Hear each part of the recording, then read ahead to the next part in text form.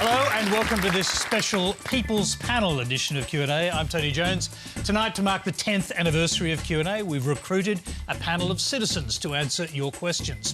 4 Australians who auditioned for their chance to join Q&A. On the panel, new WA Commerce graduate Kumbi Gutsa, the Deputy Opposition Leader Tanya Plibersek, former policeman, tradie and small businessman Walton, Wiradjuri Whale One woman and lawyer Teela Reid, Resources Minister Canavan, and South Australian marketer Victoria Fielding. Please welcome our panel.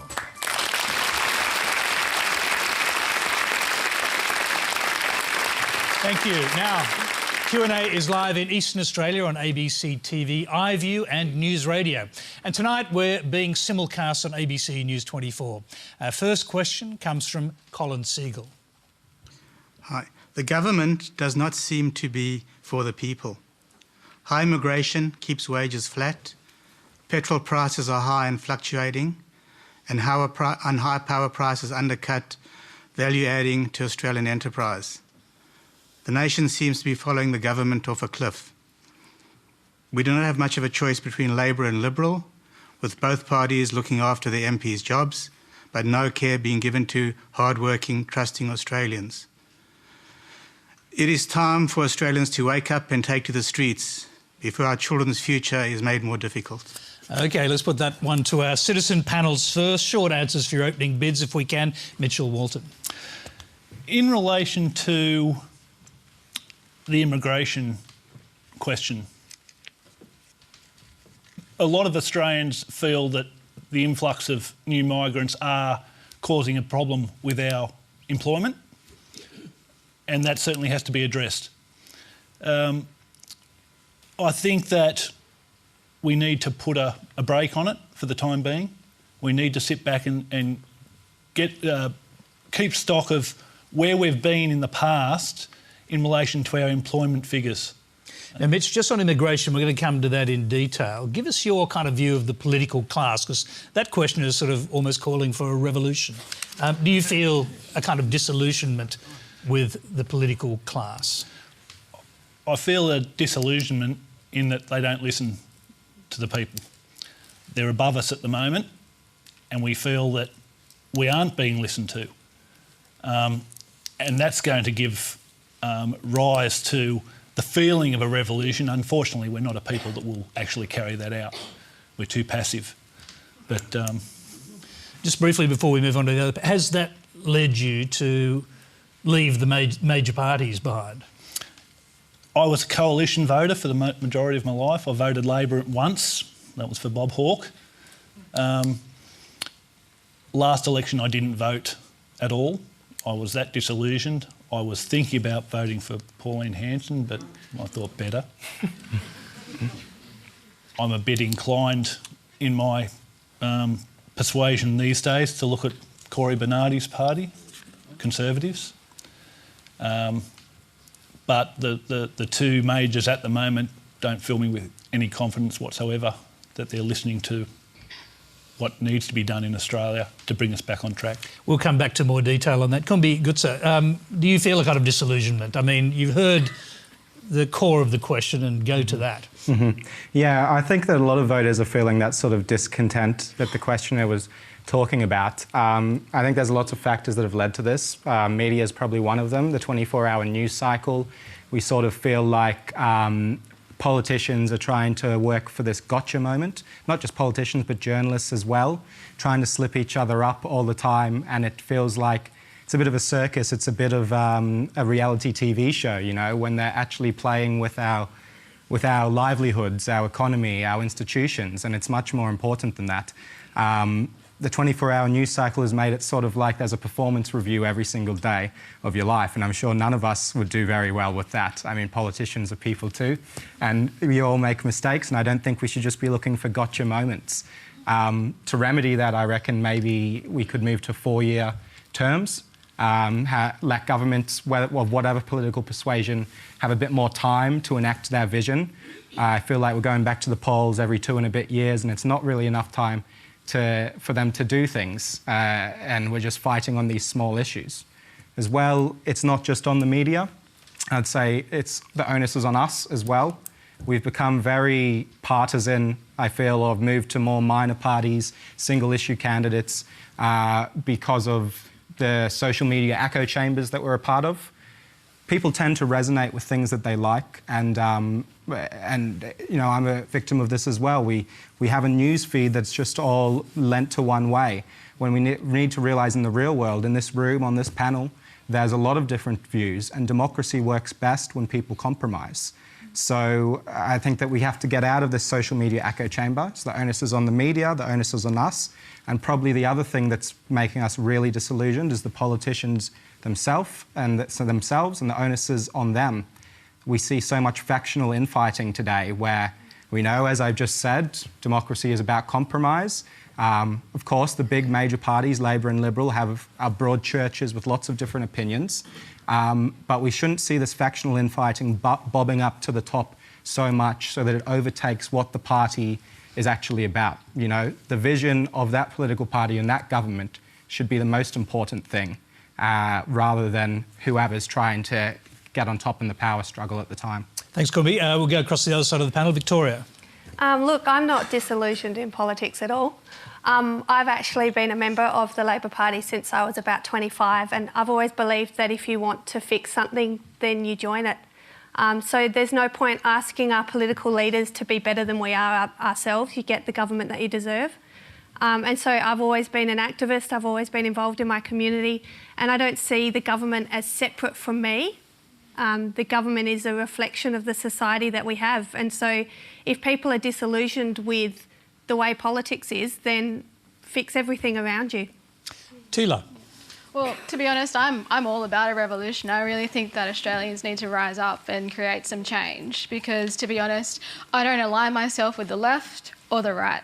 There really needs to be some substantive change in Australia. What we're seeing is not okay. I'm all about a people's movement. I think that we need to create some structural change. We've seen that with the Uluru Statement from the Heart. We know, particularly as blackfellas, we know that the government never create change for us. We need to do that as people. That is why the Uluru Statement was issued to the Australian people. We need to rise up and we need to take back our democracy in terms of, you know, creating some real change in this country. And particularly, you know, what Kumbi said, the onus is on us. The politicians are there and they're accountable to us. So I think it is up to us to create that movement together in unity. I'll hear a brief answer from both the politicians. To start with Tanya Plibersek. I mean, it is almost every program we get questions like this. And we knew we'd hear disillusionment from most of our panellists anyway, because we saw that from the 500 or more people who auditioned to be People's Panellists, a sort of general disillusionment with politics.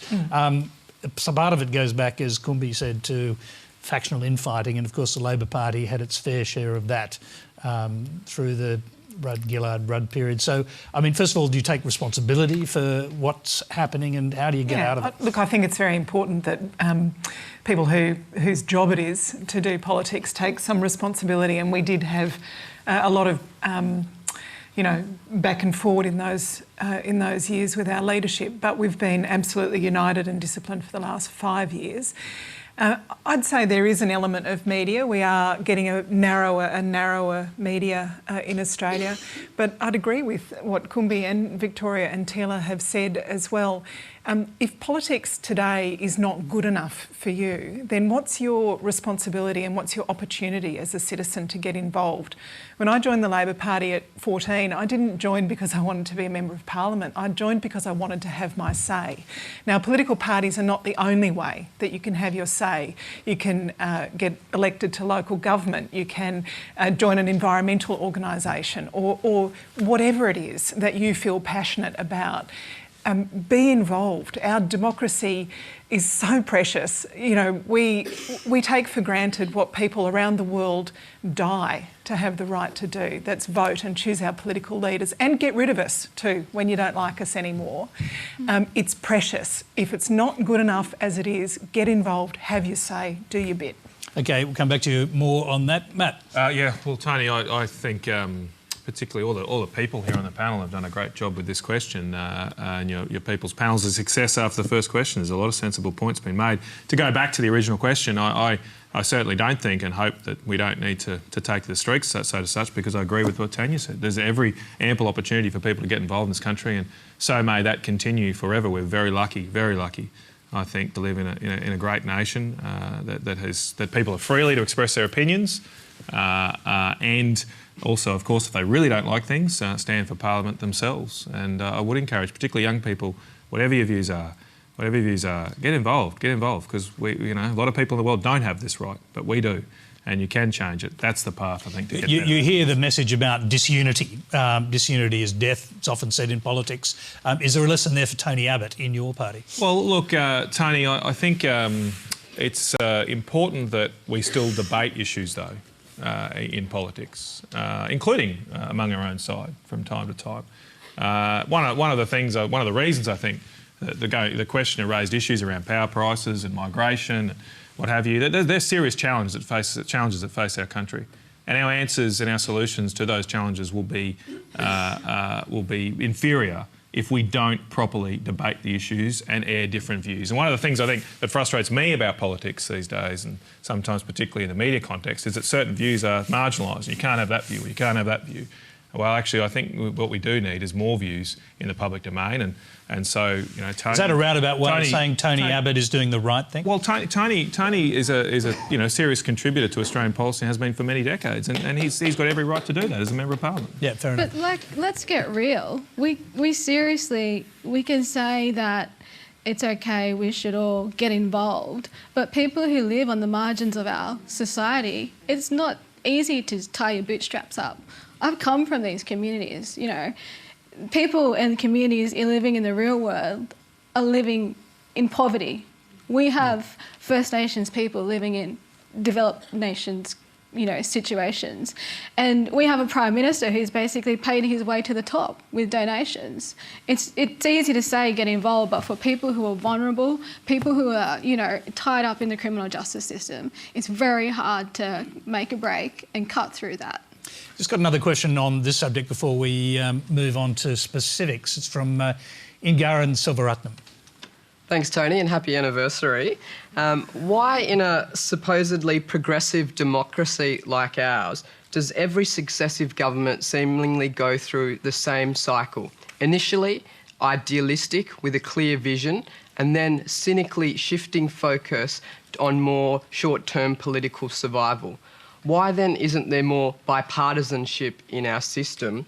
And why can't running the country go hand in hand in us advancing the more visionary aspirational goals for our nation and meeting our obligations in being global citizens, if not world leaders? I'll start with Kumbi here. So it goes back to some of the points you were making earlier, but you can expand on them based on what that questioner is asking. Yeah, well, I think what I was talking about before is some of the reasoning for that, this sort of 24-hour news cycle, short-term vision sort of politics. I think that a lot of politicians are scared that if they do speak out and they do have a bit of gumptions on these real issues, on these sort of long-term issues, these visionary issues, like you were saying, they're scared that they're going to be voted out by the people. And maybe that is a problem with the people as well, that we're not looking properly at a long-term view. As soon as a short-term issue comes up, we're ready to kick out a government and bring in another one. I mean, how many changes have we had over the last few years? The thing is, I think that they would actually be more liked by the voters if the political parties and the leaders of those political parties in particular were ready to be completely authentic. They have a certain vision, they come forward to the Australian people and they come to Parliament with that vision and they push it forward, and whether they get voted out or not, that doesn't matter. They've come with a certain vision that they want to put forward to the Australian people, and they will put that in place no matter what. And I think if they were to do that, there'd be much more chance of them to be getting voted in again and again. We want to see that authenticity. We want to see you there for a reason, going at something tooth and nail because you believe in it, not being pragmatic and political, just doing what you think is going to win the most votes because of what the last news poll said. Mitchell, what do you think about that? I mean, does this kind of short-sighted politics, is that part of what puts you off the major parties, or is it something else? It's honesty, or lack of. Where do you feel it's been lacking? Right across the board. You can't... you never hear a politician answer a question with a straight yes or no. They will waffle from breakfast to dinner time. There's a straight answer. Yeah. I heard Bill Shorten, in fact, I'll recant what I said. I heard Bill Shorten answer a question last week with yes, and then 24 hours later, he recanted on that. So it was the only time I've ever heard a politician use a one-word answer to a question, and then he recanted the day after. That maybe tells you why you don't get these precise answers, because people go back and rethink. But that's what we need. We need honesty in politics. It's the basis of our society. If we can't believe what we're being told, how are we going to vote? You know, we get asked to consider a particular proposition, but only get given half the information that will allow us to make a decision on it.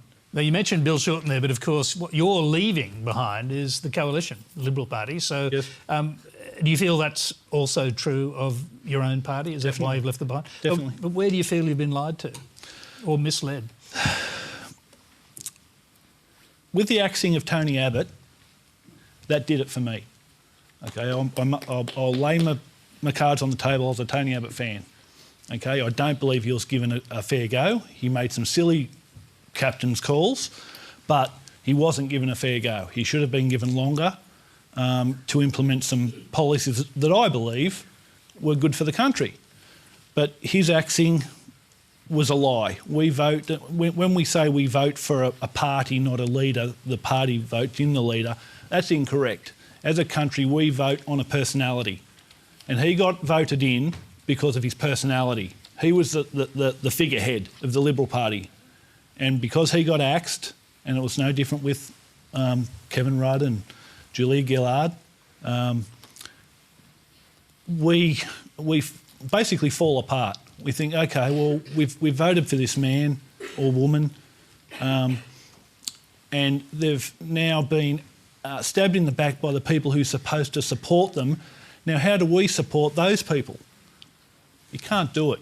Let me put that to Matt Canavan, because, I mean, the Labor Party went through years of hell over precisely this, getting rid of a first-term Prime Minister, and they're doing it again, actually. And, of course, that's precisely what the Liberal Party did when they got rid of Tony Abbott. Do you think that's still something that's burning out there, is dragging votes away from you and dragging trust away from the process, as it did with Labor? Well, I think, you know, what Mitchell has said is a sentiment that is out there, that we've had, 5 Prime Ministers or so, including Kevin Rudd twice in 10 years, and that followed a remarkable period of stability in this country. We're going really back to Malcolm Fraser. We had long-term Prime Ministers, and so it's been a bit of a shock to people, I think, in Australia that we could go through such volatility. Could it possibly been a mistake? Well, on your part, to get rid of a first-term Prime Minister? You know, I'm in the Nationals Party in Canberra, but I said at the time I didn't think it was the right decision. But then again, you know, the answer to one divorce is not another. I mean, I think now got to try and provide the stability that people clearly want, that Mitchell wants, and so,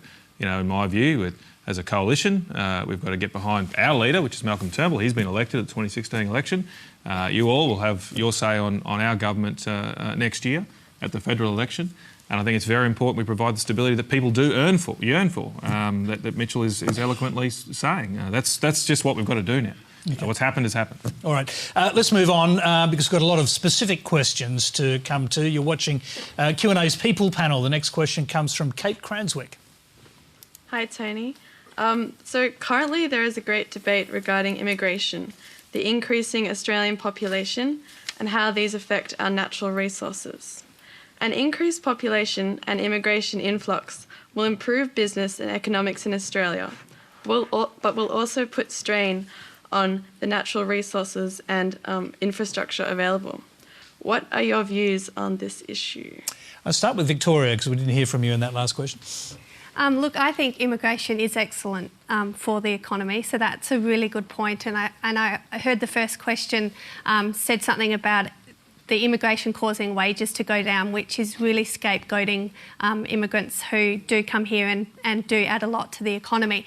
But I do think that if Australia is going to rely on immigration to grow the economy, which we're doing at the moment, we do need to make sure that we are investing in infrastructure, investing in schools, in hospitals, in roads, so that we're not sort of ruining our own sort of lifestyles and the way that we live through trying to crowd everybody into small spaces. And one of the things I think that we haven't done enough of is trying to help people to live further out from the city, but actually have the infrastructure on their doorstep so they don't actually always have to come into the city to work, and to put less stress on, you know, the environment and that sort of thing through people driving cars, have more opportunity for work where people are actually living.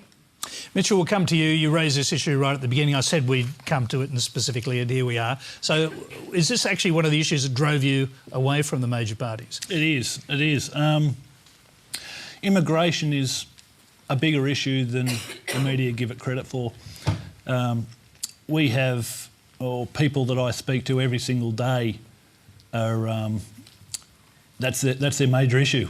When it comes to the unemployment, the infrastructure, or lack thereof, our quality of life, our cost of living pressures, and we just seem to keep bringing people into the country. There needs to be a brake put on it, and if you need to import more skilled labour, import the skilled labour, but we need to put a brake on just holus bolus immigration at this point in time. We need to step back and just have a look and say where, or try and find where we're at, because at the moment we don't know.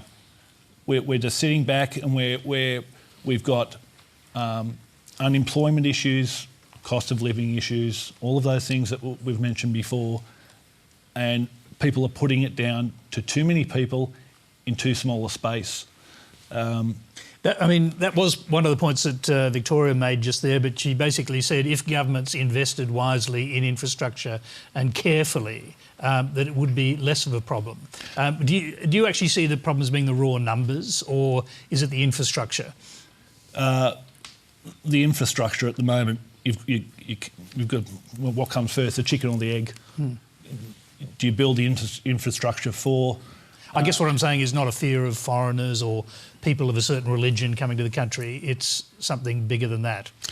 The actual numbers are a problem, but I do believe that there is a fear of certain religions and what have you coming in that don't assimilate within the Australian or Western society. And among people you know, you've said it's a bigger issue than people give credit for. Are you saying this is a big sleeper issue out there? We certainly got that impression. We did a program on immigration, and it certainly came to us that this is something we should address more carefully and more closely, because there does seem to be a burning sense out there that something's going wrong. I don't believe it's a sleeper issue. I think it's out there, but people just aren't giving it enough credit. We need to open up the discussion and be honest about it, and comes back to this honesty thing. People aren't being honest. I watched Sunday Night last night, and the police commissioner in Victoria would not acknowledge that there is a crime problem in Victoria with African gangs. He's calling it crime, but he wouldn't associate it with African gangs. It's not telling the truth. But maybe that's because it wasn't a problem. Maybe he's telling the truth. Maybe he's telling the truth and saying African gangs are a minute problem in the great scheme of things. They may be a minute problem in the grand scheme of things, but on a per capita basis, they're a large problem in Melbourne. Matt wants to come in. I was going to go to Kumbi first. Go on. You come from a migrant family, so go ahead. Yeah. I come. My father's a migrant. My mum's fifth generation Aussie. I know on this panel, Matt's come from a migrant family, so is Tanya, and I think a lot of us... You always have in the Australian Parliament. Yeah. I think, a little bit of a problem there.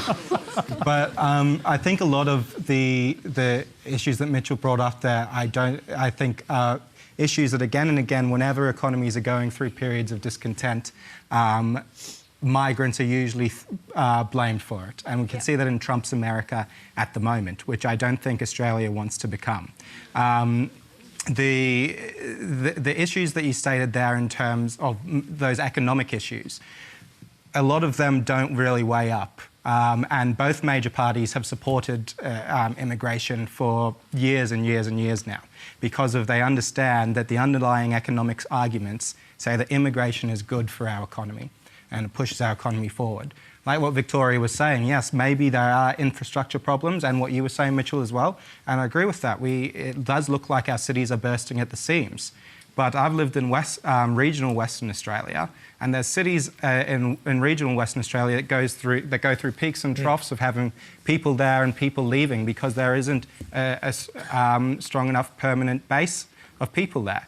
If we have immigration influxes, let's look at trying to build up some of our regional areas and bringing people there instead of having Sydney and Melbourne bursting at the seams. We need skilled people, not just bringing I think that to get into Australia is a lot harder than what the people who dislike immigration make it out to be. It is quite hard to come into Australia, and you need to go through a lot of hoops, and most of the time immigrants actually do have jobs and are less of a tax burden on our social welfare system than people who were born. Let's go to our politicians, because I'd like to hear their response to the discussion as it's going along. So, Matt, we'll start with you. Yes. Well, look... Does it look to you like a sleeper issue? Oh, look, it's certainly an issue. It's certainly raised a lot. And I said earlier, I'm worried that sometimes in our political discourse we marginalise or say certain views can't be held or shouldn't be expressed. And this is one of those. I think I'm worried if the more we say those people who might hold these views are racists or a representation of Trump's America or something, the more they'll get frustrated and disillusioned with our politics, because I do think there are legitimate concerns here in different areas. And particularly while I don't think it's just about the skilled issue or where people come from. What I'm concerned about is, as Kumbi raised, I have Italian heritage. My grandparents came over here after the war from Italy. They moved to North Queensland because there are opportunities in the sugar industry, and they moved to a small town called Ayr, all right? And a lot of migrants did that after the war, and they developed our country. But now, today, I'm worried that most of our migration gets concentrated in our major cities, and there is a certain ghettoisation in some aspects of this, where there is just some parts of cities that are different cultures. Now, I want to maintain one culture in this country. We're multicultural, but we should have one Australian culture we get behind. And I think it would be a lot better if we could spread our migration patterns around the country, perhaps what we did do in the past. To do that, I think we need to create economic opportunity for people outside the major cities, because a migrant is not going to come to a small country town unless they have a job, they can start a business and provide for their family. And we're not, I get frustrated, we're not doing that enough, or supporting projects that can do that, drive that labour mobility around our country, and use our migration program to develop Australia, not create different countries within our own nation. OK, Tanya Plibersek, what do you think? I mean, you're obviously aware of the way this has become a sort of burning issue. It's dragging votes away from both parties. Because there's a kind of bipartisan consensus on the numbers. OK. So I guess there's not one story in Australia, right? Darwin, I think, right now is trying to attract more migrants to go and live in Darwin because their population's been dropping. Sydney, when I'm driving at 3 o'clock on a Sunday and the traffic feels as bad as it did at 9 a.m. on a Wednesday, I sympathise with people who feel like Sydney is full. So it is about the quality of life that you can provide in a community. That means infrastructure, it means green spaces, it means public transport, it means sensitive development. It does mean, as Matt says, trying to attract people to regional towns or our smaller cities.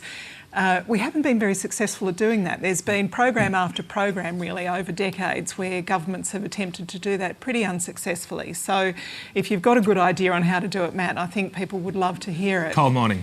Coal mining. I said a good idea.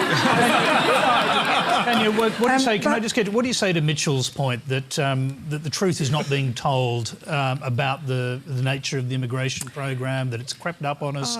It's all gotten too big. That there's ghettoisation. There's criminal fraternities in different communities. I actually heard Matt talk about. Really didn't use the word ghettoisation either, but you've got Italian background, haven't you, Matt? Yep. Is that somewhere back there? So Leichhardt, like Norton Street Leichhardt, is that a ghetto? I mean, it's a vibrant community. I think it's great. It's part of the great Australian tapestry, Tanya, what What I'm concerned about is that today, particularly with the rise of extremist views in our community, they are concentrated in certain pockets of our major cities. If you look at the actions that have been taken by intelligence authorities, that is very much concentrated in certain parts of our community, and I worry that they're getting closed off from the broader trends in Australia. Now, yes, we've been very successful in the past at integrating a large number of migrants, but let's not be complacent and assume that, you know, because we've been successful in the past, we'll be successful in the future. It's challenging. It's challenging to have a successful multicultural country, and I think we're probably the most successful one in the world. But it's not easy, and you've got to work at it. And I'm worried about the kind of debates we have here. Oh, it's not a problem. Don't worry about it. Then it will creep up on us, and it'll be too late. Okay. But can't you let people choose how they integrate without telling them, unless you meet this and this and this criteria, you're not integrated? I mean, people integrate whatever way suits their family. And you're saying there's one culture in Australia where multiculturalism, multi means multiple, but you have to do it this way. Yeah, I think there are some fundamental things that we should also... Can I just throw this to Teela? Because the idea of integration must seem slightly amusing to the first people of Australia. Did everyone manage to integrate with you?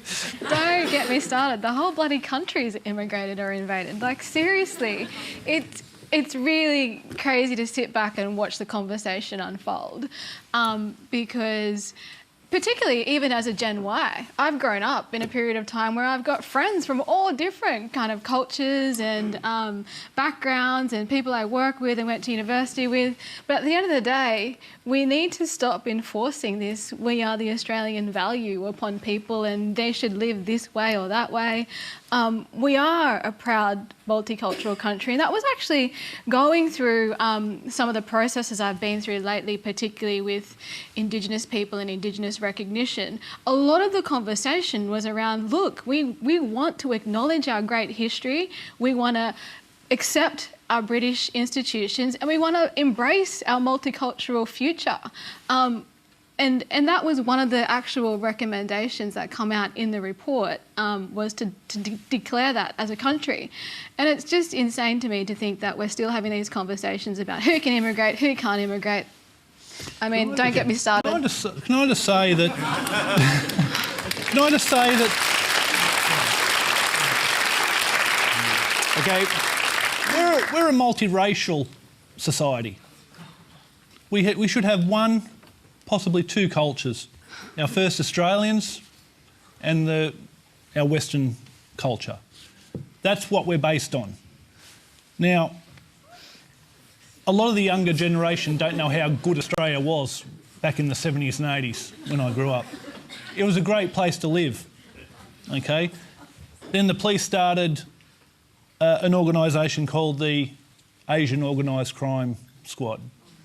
Then they started the Middle Eastern Organised Crime Squad. And these were to deal with crimes that we never experienced in Australia before, but came in with these particular groups of people. Now, it's not saying that all Middle Eastern people are crooks and all Asian people are crooks, but they come in with... Hang on, I'm just going to ask the audience, everyone is due respect. So if you could just sort of hold the laughter and so on, and listen with respect. Go ahead. Yeah, people... as I said, people who come into the country have a responsibility to come in as law-abiding citizens and to accept our welcoming arms, okay, with respect. That when you come in here and you commit serious crimes, that's disrespect, and we don't need that. We've got enough Western local criminals here without importing more. So what we need to do, as I said, take a step back and just have a look at the situation and just where you say chill. That on the 70s and 80s being a great place for Australia to live, I think people of my generation still think Australia is a great place to live. I know I do. And the thing is, there's always... You don't know any different. I don't know any different, but I know that there were a lot of problems in the 70s and 80s that we don't have now. You know, the problems change over time, and Like sexism. exactly. Guys, we're going to come to some of these problems specifically. So let's move on. Quite a lot of questions on different subjects to talk about, and some of these issues will be raised in those questions, we hope. Remember, if you hear any doubtful claims on Q&A, let us know on Twitter. Keep an eye on the RMIT ABC Fact Check and the Conversation website for the results. The next question comes from John McCann. During the last years of my grandmother's life, we had to heat our family home 24/7 during winter, as she would often wander the house at all hours due to a failing mind. This meant our electricity bill was $2,700 per quarter over the autumn and winter months. We could afford this because we have two good salaries in the home, but why, with all our abundant natural resources, are our power bills so high? I'm going to start with Victoria Fielding. I've had one of those whoppers as well, not quite as big as that, but having two small children, we have to heat the house a lot. So it actually got to a point where I just said enough is enough after a $1,200 power bill. And we actually went and found a deal where you can pay off solar panels month by month for 4 years. And I actually brought a prop with me today, and I want to hand this to Matt Canavan, if it's okay. If you can put the camera on that, that's my power bill now. It's in credit by $1.18 after putting panels on my roof. And this is the reality for an Australian family who's paying a huge amount in cost of living, huge amount in childcare. You know, we are absolutely stretched, and a $1,200 power bill was going to tip me over the edge. So, you know, the reason that we don't use coal-fired, electricity in my home is not because I'm some ideological warrior. It's for serious practical reasons, and that's the Australian economy. And so it's time to break up with coal, Matt. Well, hey, Matt, I suppose we'll have to let you have a say here, sir. Well, look, thank you very much for that, Victoria. The wholesale price of power in South Australia, today, in your state, was in the thousands of dollars a megawatt hour. Typically, before we had this crisis in the last couple of years, the price would be around $40 or $50 a megawatt hour. Bringing it down, though. Well, sorry, it's not. It is. Victoria. It's bringing the peak amount that you pay for power down. The question from John was spot on. We do have abundant energy resources in this country. The reason we don't have power prices like America or Canada, who have similar resources, is because we're not using them. We're not using them.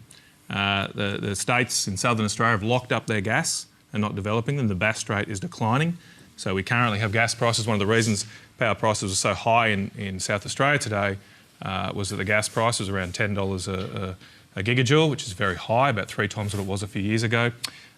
We, of course, don't have coal-fired power stations in South Australia anymore. We're developing more coal.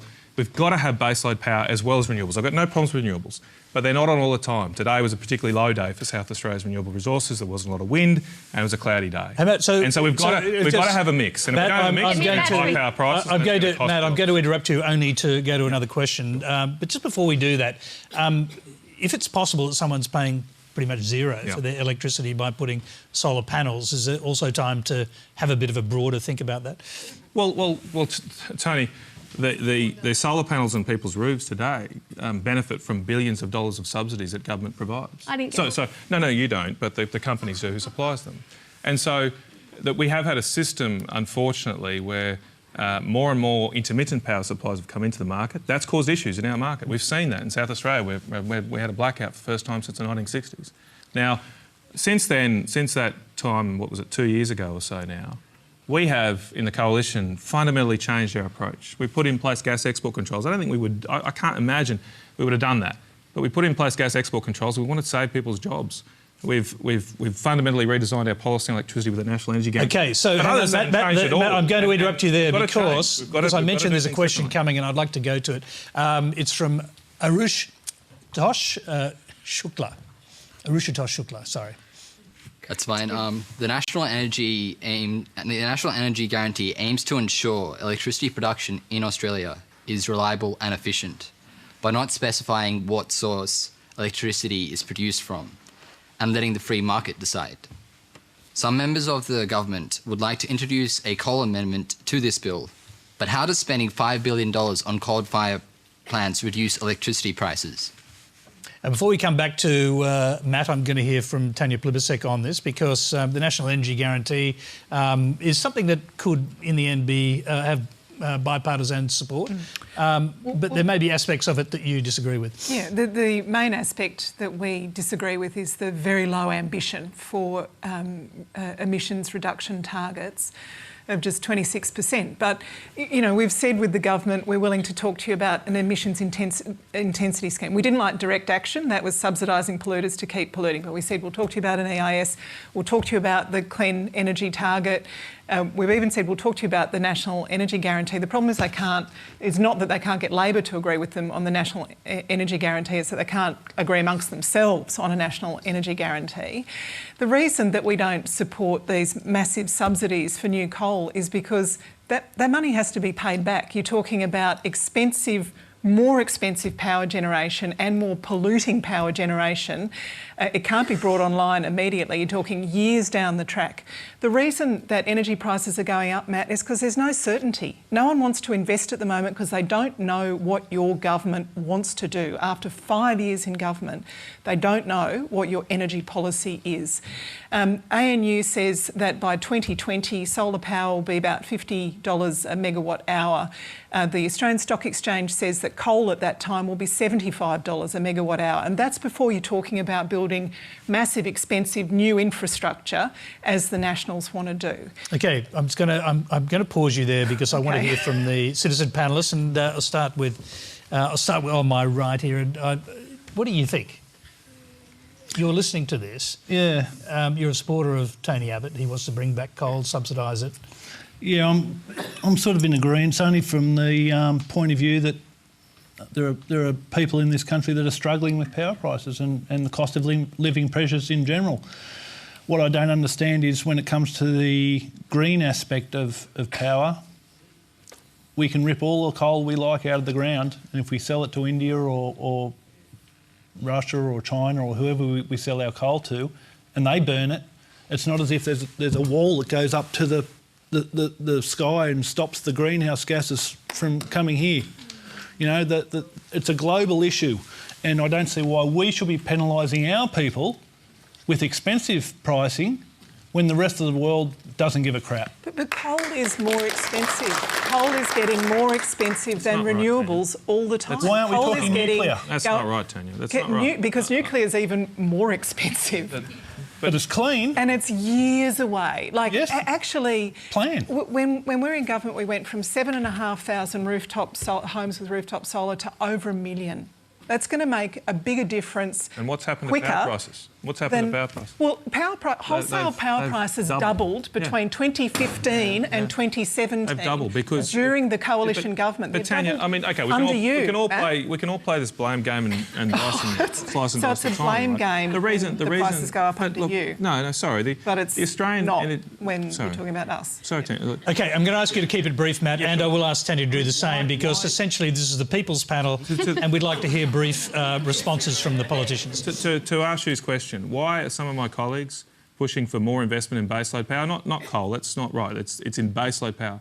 Is because the national regulator, the Australian Energy Market Operator, has said we have a deficiency in baseload power. They wrote to the government late last year and said in Victoria and South Australia there's already risks of supply outages, and in New South Wales they're emerging. Now I think when you get a report like that, and we're a practical party, the Nationals Party. We don't have ideology. We're not wedded to these 45% emission reduction targets that the Labor Party continue to persist on even after all the crisis we've got. We do. We've got a practical party. We've got a practical problem. People's jobs are at risk. Thousands of people's jobs are at risk unless we get this right. And the energy regulator says we need investment in baseload power. I do think the National Energy Guarantee will help do that. But I can also understand some of my colleagues' opinions that we need more investment in that because we don't want to gamble with it. Thank you. I'm going to go back to Victoria to finish this off. You started it off showing us your electricity bill. There are jobs at risk from not doing anything about climate change. There are jobs at risk in Queensland and the Great Barrier Reef. If the reef is destroyed, people will not have livelihoods all throughout that area. I mean, you say, oh, we need to look after jobs, but what are you doing for coal people who work in coal? They're literally flying towards a cliff at the moment. Their jobs are not going to be there. India, China, everybody else is using green energy now. That's not right. That's It not is. so. It is. They are growing huge, jobs in renewables huge industries. Does And you say, oh, we can't be the only ones to act. China is going ahead of us. India is going ahead of us. We are the very first country in the world to get rid of a carbon price that was working. Matt, you can just 20 seconds to finish. Well, very quickly, coal's about to retake iron ore as our biggest export this year. That's because of the value of it, not because of the quantity. Because it's in... it's because we're selling $61 billion worth of coal to other countries. Yes, that's right. Coal-fired power... But it's still dropping in quantity. Coal-fired power last year set a new record across the world. It was... coal-fired electricity went up by about 500 terawatt hours in the world last year. Coal-fired power increased about half of that amount and contributed half of that amount. So this talk that India's going to move towards solar is just not right. It is moving. Sorry. Last year, India increased its power supply by about 70 terawatt hours. About 50 of that came from coal. Okay. Coal. Thank you. That's what's Thank you, happening. Matt. We're going to leave it there. We're going to move on. You're watching Q&A's first ever People's Panel Live. I'd like to hear more from those People's panellists across Australia on ABC News 24 and News Radio. This is our first experiment with giving Australians a stronger voice. From now on, it'll be a regular part of Q&A. Each week, we'll try to include a citizen on the panel to keep our politicians on track. So if you want to join us, go to Q&A's website, upload your video audition, as many hundreds of people have already done. The next question comes from Angela Bennett. Hi, my question's for Teela. Thank you for coming here and putting yourself on the firing line. My question's in relation to the Uluru Statement. I was just wondering if you could explain to us in plain English what the significant difference is between constitutional recognition through an advisory board in Parliament and a treaty, and what impact each of those would have on the living conditions of the Indigenous communities, not just the remote ones and not just in a symbolic sense, but in the living conditions and raising hope for all the communities across the country, from Eden up to Uluru. How's it going to help? Thank you. Teela should explain, we're talking about an advisory voice outside of Parliament. Yes, so it's the proposal is for a First Nations voice to Parliament. Why? Because from the very outset we were excluded from the Constitution and from any decision making about us. So when we conducted the constitutional dialogues around the country, we heard our elders stand up and speak and say, government are undermining our communities. They're saying that they're getting this amount of funding into our communities and nothing hits the ground. We saw last year that there was an analysis of the Indigenous Advancement Strategy, which is what the government rely on to say that there's funding going towards black communities. And we know from what the First Nations say that nothing hits the ground in terms of housing and infrastructure. What people do want is people want to say in the decisions that affect their lives. We are on the fringes of this society. We're the most incarcerated people on the planet, literally, and the situation's just getting worse. What we anticipate through a First Nations voice to Parliament is for our self-determination to be given back to us, for us to have a say in what laws are made about us. We know that Parliament has the power, particularly our federal Parliament, has the power to make laws both positive and negative through Section 5126. We are bearing the brunt of negative laws. Every Australian should be outraged by the fact that we have a constitution that can discriminate against people of certain races, and that law has only ever been used against Aboriginal and Torres Strait Islander people. Okay, Teela, you've mentioned the voice. But of course, the other big movement, and as mentioned in the question, is treaties or a treaty. There's state treaties happening. Yep. Federal treaty is a possibility if there's a change of government, but only a possibility. Yes, so there are treaties happening around the country, or treaty discussions, and treaty is the primary objective of every First Nations community around the country. People want treaty. The problem in Australia is that we're doing it in retrospect. it didn't happen from the outset. So we're seeing in Victoria some great discussions and some great movement happening down there because their government had the political will to engage in good faith with those people down there. We've also seen that it's happened in Victoria because what they decided that they needed was a representative First Nations body first to be able to negotiate in treaties. What the vulnerability is at the state level is if we're going to go into treaty discussions, for example, in South Australia, where one side of politics said that they wanted to do treaty and then the other side came in and shut down the negotiations, it becomes very vulnerable in this country for First Nations to engage in that. Here, we've also seen in Barunga at the beginning of this year, in the Northern Territory, a proposal to have a treaty which is not a treaty. The term treaty gets thrown around this country, you know, like a lolly. It's just crazy. I want to hear from, I'll come back to you in a sec if I can. I just want to quickly hear what the other citizen panellists think about the idea, starting with Kumbi. Yeah, I think that constitutional recognition for Indigenous people is long overdue. It's something that needs to happen and something that should happen. I think the Uluru Statement from the Heart obviously came from a conversation that many Indigenous people had, and this was their recommendations that they brought to Parliament, and I felt like it was dismissed quite quickly. And I think we owe more respect to our Indigenous people to have a robust discussion about the recommendations that they brought forward and actually engage in a real, proper debate about this. And the fact that a lot of people shy away from having a debate and want to just sort of push this issue under the carpet and push the issue of race under the carpet is something that I think we don't really do well as Australians. You know, we need to be open, honest and frank with each other and have a robust discussion. And if that's going to a referendum, that's going to a referendum, you know. We've done it, we've gone there before. And if leaders come and say, oh, we'll get shot down straight away in a referendum, well, you're a leader because if you believe in something, you should be trying to push that forward and you should be trying to make the public see what is right if you truly believe that it's the right thing to do. And, you know, we had the gay marriage plebiscite last year and we saw that Australians could come together and have a debate about things. So if this is an important issue, which I believe it is, I think it's one of the most important issues, and reconciliation with our first Australians that's long overdue, then we should be ready and raring to jump into a national debate about it. Okay, let's hear from everybody. Mitchell, what do you think? I mean, you mentioned earlier First Nations, Australia should be one of the key cultures. Do you think they should have a voice to the Parliament? Do you think there should be constitutional recognition and possibly even a treaty? I don't understand what the benefits of words on a piece of paper say at the ground level. What I understand is action.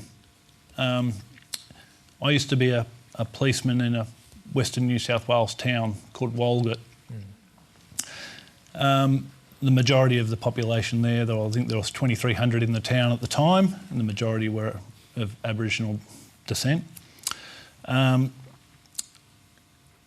They had an issue in that town of self-worth. There wasn't any. There was no self-worth, there was no dignity.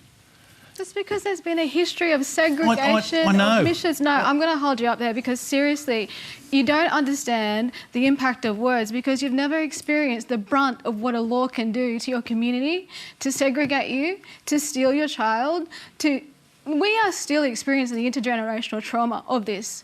We are bearing the brunt of the criminal justice system. I don't want to change your flow, but we do have to let him finish what he was saying. So, Mitchell, finish your point and then we'll hear from the others. Go ahead.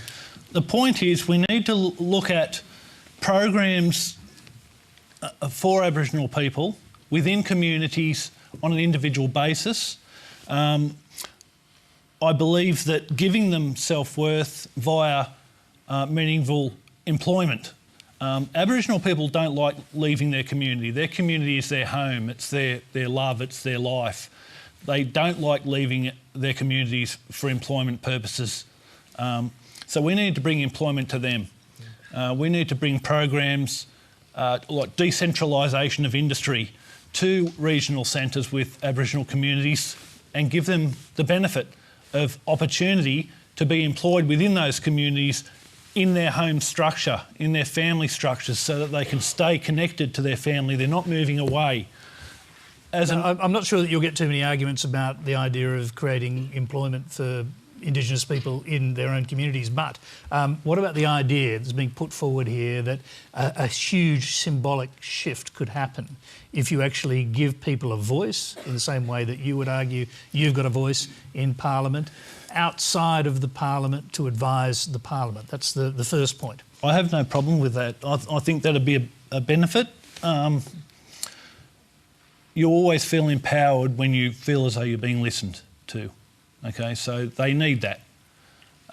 But as far as the practicality of it goes, you need to look at different avenues for advancement within the individual communities as opposed to as a whole. Okay, well, I'll just go back to Teela now. I interrupted you earlier, but you get a chance to make your point now. Well, the point is the proposals from Uluru were specifically sequenced. Constitutionally enshrined voice, whatever the design of that looks like, and Mitchell, I hear you, it has to be from the ground up. We heard that in every single dialogue across the country. People want a voice in their communities and they want that guarantee that their voice will be listened to by Parliament and by government, not when the right come in, not when the left come in and each one shut it down. So can I just, because we are going to run out of time, so let me just put this to you, because we started off talking about disillusionment with leadership. Kumbi made the point that leadership is about leading the Australian public in a certain direction. So just briefly, what do you feel about the fact the Prime Minister effectively shut down this debate before it really got up and running?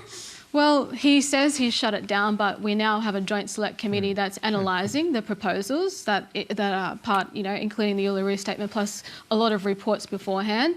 So he has made a small concession. We know where the rights sit on this issue. The issue is we're now concerned with where Labor are going to take it. Are they going to water down the Uluru Statement and try and legislate this? Because that would be dishonouring the Uluru Statement from the heart. The proposal is specifically sequenced. Put it to a referendum. If you've got problems about the design of a voice and how that might look, Mitchell, from the ground up or top down, then we need to engage in that process with First Nations people and the government. Both sides need to take leadership. OK, so I'm going to hear from both sides. Brief answers, because we've already got time for another last question after this. I understand, Tony. Look, I worry that we're not respecting the very strong decision-making bodies, Indigenous decision-making bodies we already have established under the Native Title Treaty-making program. I've spoken to Noel Pearson about this a number of times, about the proposed Uluru Statement, and I see where they're coming from. And we have set up a joint committee to look further at it, Teela, so it is being looked at. But when we have situations where, right now, decisions made by prescribed body corporates in the Kimberleys, in Cape York, where I'm from, around in central Queensland, regarding to the Carmichael mine, the coal mine there, those bodies have accepted, they want to see development in the area. And then we have governments in Brisbane and Canberra ignore their views and tell them they can't have economic development on their land. They've got to lock up their rivers, lock up their resources, and not allowed to have the same jobs and development we've got. Well, I'm worried that a future body in Canberra will be more disconnected from the people and just as ignored by the white-fella parliaments we've got right now anyway. So I think there's a lot more to do to respect the current body organisations we've got before we go down another. Had to keep it quick. Tanya, Plibersek, and there was a fear expressed there that the Labor Party might not follow the process but simply go for legislative approval. Well, I'll get to that in a minute. I think we are so fortunate in Australia to have 60,000 years of continuous culture, Indigenous culture, and we should celebrate and acknowledge that at every opportunity we have, and that includes constitutional recognition. I heard what Teela said about her worry. What we've said is we accept the Uluru Statement from the heart. We want to see an Indigenous voice to Parliament. We want to see treaty or treaties, and we want to see a process of truth-telling. We're not afraid of any of that. The problem that we have with the first, what the fear Teela's expressed is, do we legislate that body or do we have a referendum? If we've got the Liberal and National parties fighting against, voting fighting for a no vote in a referendum and Labor fighting for a yes vote, it will be very difficult for that referendum to pass. Is there any reason not to legislate a voice beforehand? Teela, quick one on that. What do you think? Well, it would be dishonouring Uluru. In terms of So you want it to be legislation, put to the people in we the want it to referendum. be put to the people. If this is going to be a fight on our hands, we're ready to take it up. We need leadership. We need Labor to hold solid. Well, we're ready to on this. fight for that too. But well, what I'd hate to see is for the... I mean, there's still people in our parliament who boycotted the apology to the stolen generations. Yeah. They walked out on it, right? We don't have unity at the moment in the Australian Parliament. Okay. And for it to fall by the wayside because you can't get political unity in the Parliament seems to me... Well, that's Parliament's problem. I mean... That's how we started the program, I think. We're going to have to stop that part of the discussion there. There's time for one last question. Very little time left. Comes from Michael Byrne. Thank you, Tony, for a fine show. I live in southwest Sydney, near Liverpool. I'm an active citizen and engage in civic affairs. But my lived experience suggests there's a 10-kilometre ring of what I call the ABC/Sydney Morning Herald public interest circle around the inner city. It is as if the West is the best left for the commercial stations who thrive on vision of crying mums, fighting neighbours and crooked councillors, and any combination of those two if they can get them. I asked the public panel whether Q&A should have a permanent seat for an outsider on its panel. I hope you're not talking about Mark Latham now. If only they knew. If only they knew, he said. I'm not going to go further into that, but you did hear earlier that we are going to have a citizens' representative, the people who are nominating themselves, like these guys, and increasingly will be nominating themselves, and we will try and choose people to come on the panel every week to do that. So hopefully that's what you're getting at when you're talking about outsiders. But I'll put this to our citizen panellists to see whether they think it's a worthwhile thing to do, and I'll start with Mitchell. Absolutely. It's been an honour to be here. So for anybody who is interested in politics and interested in the advancement of Australia as a community, I can't think of a better forum to do it in. Yeah.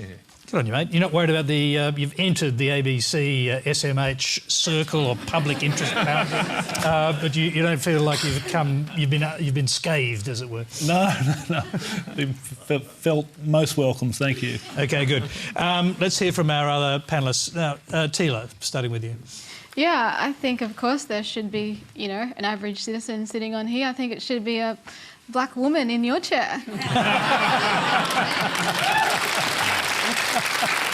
So if you're nominated for that job, go ahead. There's plenty of other good ones I know. I'll send you an email. Send me an email. Fantastic. I think you'd have to send an email to my bosses. That's self-interesting role to you. Let's hear. Sorry.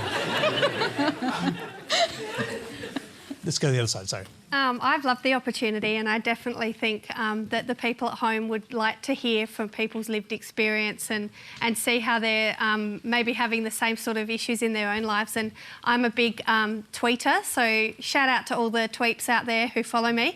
But they are always commentating from home and trying to get their tweets on the screen. And so I think it's just a natural progression from that to actually have someone talk for themselves on the panel. Thanks, Victoria. How did it feel producing your own electricity bill? Well, it's a pretty good bill by the look of it. So. Liberating. I thought you were disbelieving of it. Let's go across the Kumbi. What do you think? Yeah, it's been a great experience, and I think definitely recommend it to anyone who wants to get up here and have a say. But I also think we should give props to our politicians who come on Q&A all the time. We've had a fair bit of poly bashing here tonight, and I feel like we do it a lot in Australia. We should be thankful that we're in a country where you can poly bash. And at the end of the day, they've got very hard jobs, and coming up here to debate on Q&A and giving us their time, I think we should thank them for that as well. See you later. Thank you very much. Now, that is all we have time for tonight. Please thank our panel, Kumbi, Gutsa, Tanya, Plibersek, Mitchell, Walton, Teela, Reid and Matt Canavan and Victoria Fielding. Thank you, Victoria.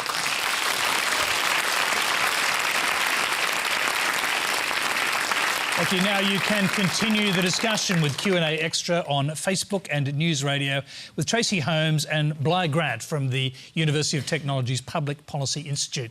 Next week, Q&A will make way for the Helpman Awards. We'll be back on Monday, July 23, with a special Q&A to kick off the ABC's War on Waste. We'll be joined by Craig Rucastle, concerned citizens and recyclers.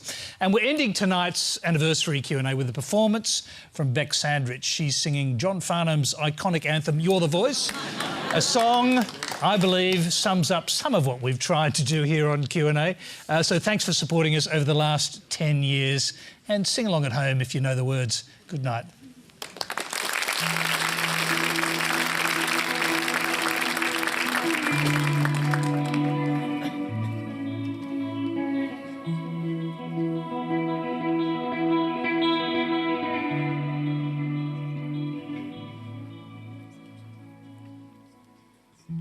We had the chance to turn the pages over.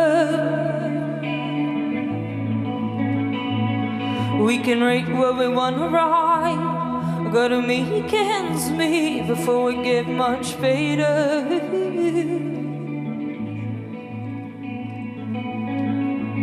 We're all someone started.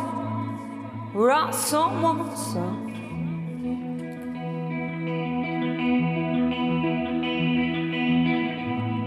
We're all someone started. We're all someone song. And how long can we look at each other down the barrel of a gun?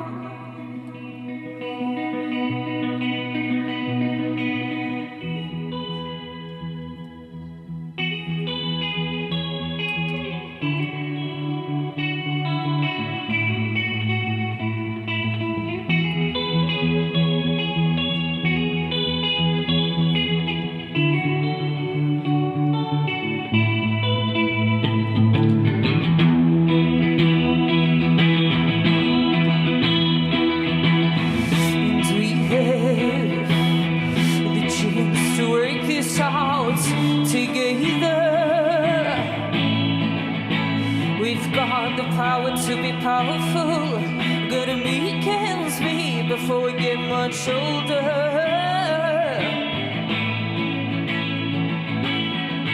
we're all someone started, we're all someone signed.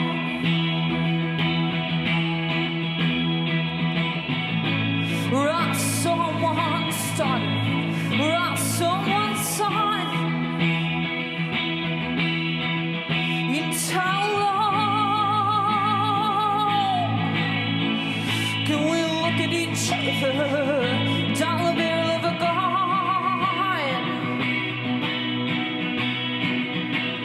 Young boys trying to understand it, make the noise and make it clear.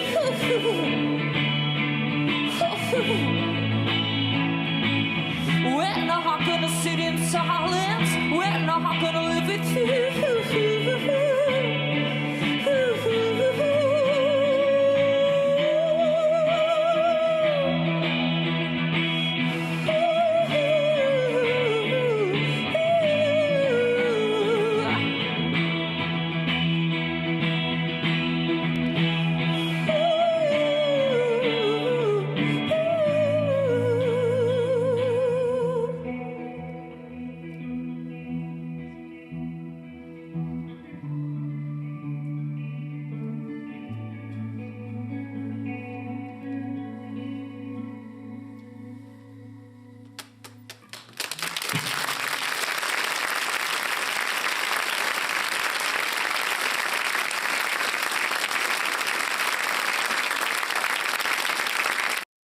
Sit back for a glittering night of